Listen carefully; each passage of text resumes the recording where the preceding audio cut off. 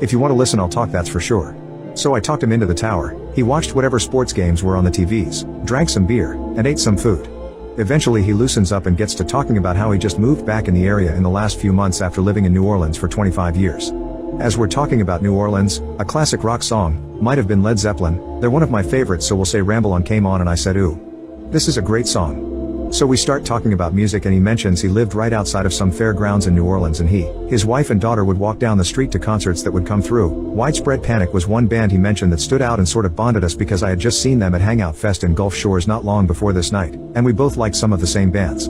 Throughout our conversation he would sort of randomly mention, well yeah, my daughter's normally with me during this time, but she's in college now and down in Florida on spring break. Which I mistook for a dad missing his daughter, who is now growing up, and the beers sort of bring that emotional side out. Finishing our music conversation, he pays out after he's been at the bar for about 3 hours. Our convo was sort of off and on as I went back and forth to other